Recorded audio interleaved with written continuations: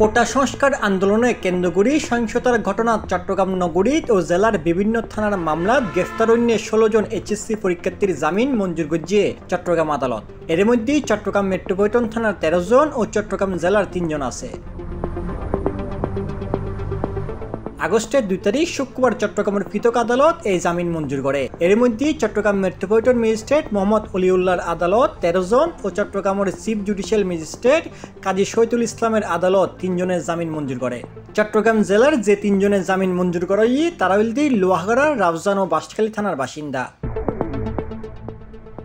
এই 16 জনের জামিন মঞ্জুরের বিষয়টা নিশ্চিত করে জেলা পিপি অ্যাডভোকেট শেখ ইফতেখার সাইমুল চৌধুরী হয়, বৈষম্য বিরোধী ছাত্র আন্দোলন বা যেই নামেই আন্দোলন হোক, এই আন্দোলনের মধ্যে যারা গ্রেপ্তার হই তার মধ্যে যারা এসএসসি পরীক্ষার্থী আছে সরকার সিদ্ধান্ত লইতে পরীক্ষার্থীগুলোরে মানে জামিন দেওয়ার লেখার ব্যবস্থা করছে। বিশেষ করে শিক্ষা বিভাগ, শিক্ষামন্ত্রী মহোদয় এই অনুপাতে আমার কাছে একটা মেসেজ আসছি, আবেদনে প্রায় 16 জন ছাত্র যারা এবারে এসএসসি পরীক্ষার্থী তারা গ্রেপ্তার হই। তো গ্রেপ্তার হওয়ার পরে সরকারি সিদ্ধান্ত এবং শিক্ষামন্ত্রীরও সিদ্ধান্তের ঘোষণা দিয়ে যে তারা জামিন দিয়ে ফেলা ব্যবস্থা করে ফেলে। তো রাষ্ট্রীয়ভাবে ব্যবস্থা গ্রহণ করছে।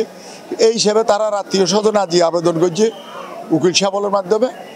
আবেদনের শুনে নিয়ে ইন্ডি সিএমএ ওই সিজিএম 2 জনের 2 কোর্টের মধ্যে 16 জনের জামিন মঞ্জুর হই এবং 16 জন আশা করি হয়তো রাতিয়ে আজিয়ে বা হালিয়ে বেহানের মধ্যে তারা ছাত্র জামিন ফেলবে। এছাড়াও সাম্প্রতিক ঘটনাত অন্য হনকিয়া এইচএসসি পরীক্ষার্থী গ্রেপ্তার হয়ে থাকিলে দ্রুত অভিভাবকল যোগাযোগ করিব বলি এ জেলা পিপি বিশেষভাবে অনুরোধ জানাই।